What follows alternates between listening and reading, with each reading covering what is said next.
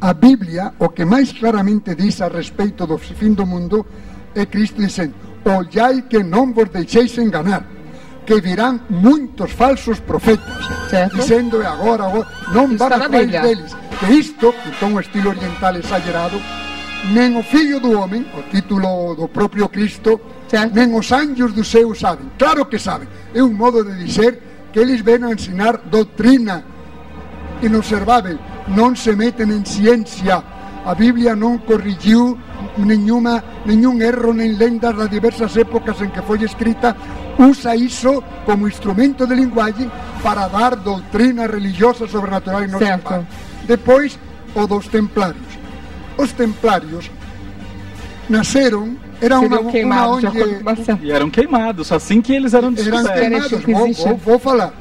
Mas que época eles eram? Nasceram em 1119 em Jerusalém, ao lado do Templo de Salomão, daí o nome Templários. Está na Bíblia. O que eles queriam, esses monges, era salvar a Terra Santa dos muçulmanos, que são muito, por temperamento, são muito, e que não é muçulmano, vamos matá-lo. Então, iam muitos peregrinos. E depois foram expulsos de Palestina e encheram Europa, principalmente a Península Ibérica, Espanha, Portugal, e estes monges, 8 séculos defendendo-se dos muçulmanos de novo, que queriam matar a todos os que não fossem maometanos, e eles se defendiam.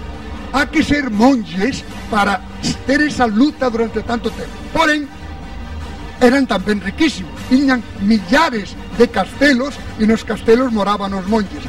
E tinham muito prestígio, certo, e então em França, depois de começaram a caluniá-los para ficar com os seus dinheiros, e aí atormentaram.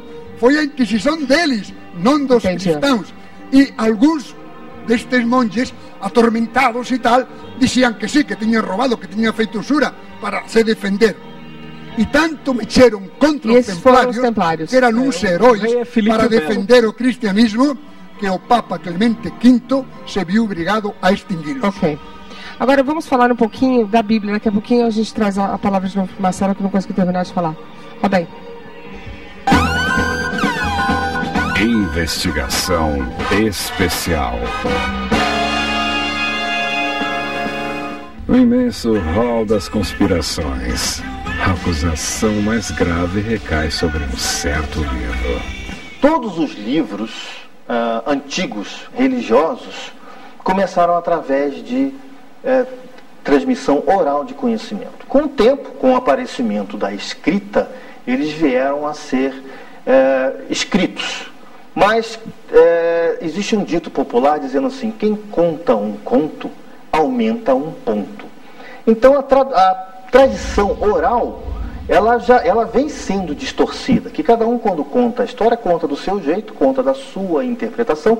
Então cada livro sagrado que nós vemos aí, que teve essa origem, que existem livros que não têm essa origem, livros que tiveram essa origem bem antiga, bastante antiga, eles são bastante modificados, eles não são os originais.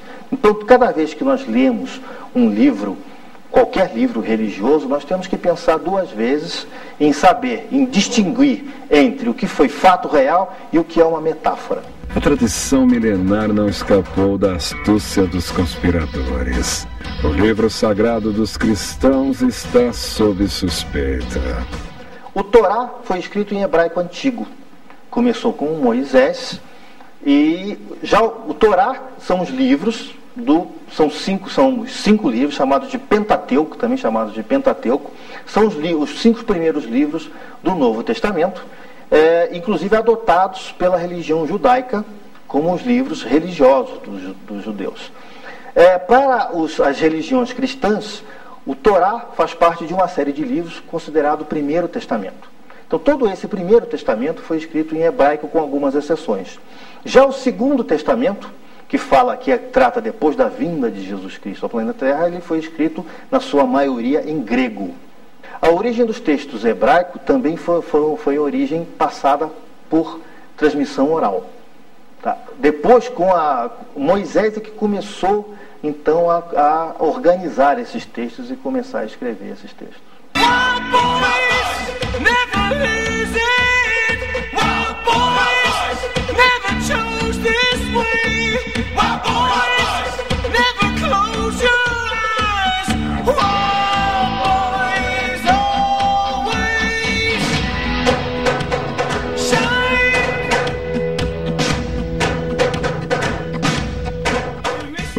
em torno do Filho de Deus faz parte da fé cristã.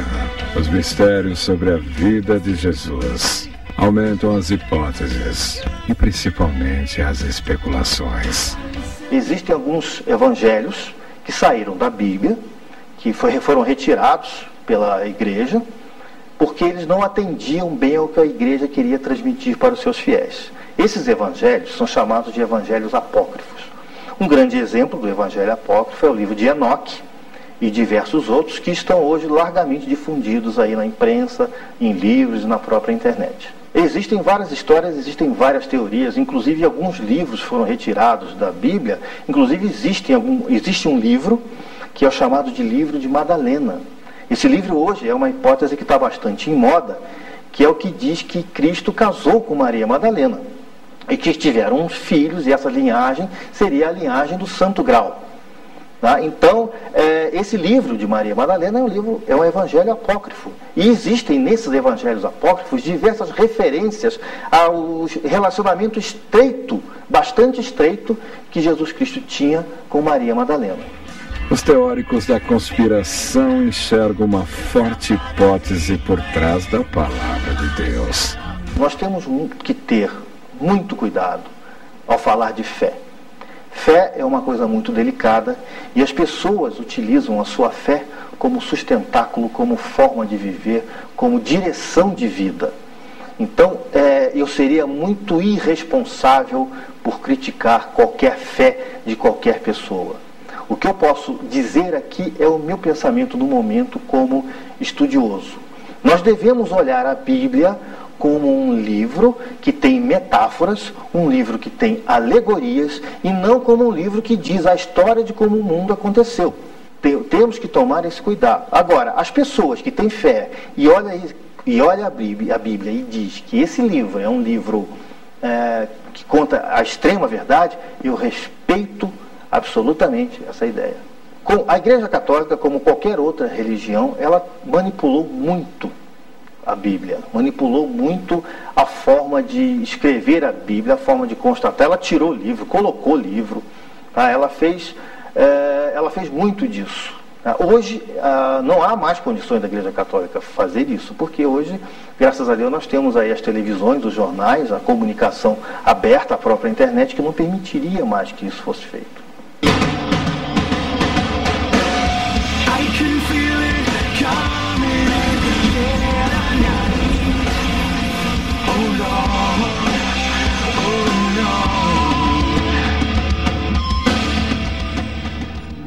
Ailton, então você diz que, primeiro, que acreditar que a Bíblia é 100% correta seria um lapso, né? Quer dizer, você diz. Segundo, a Bíblia foi escrita por seres humanos, né? Falíveis.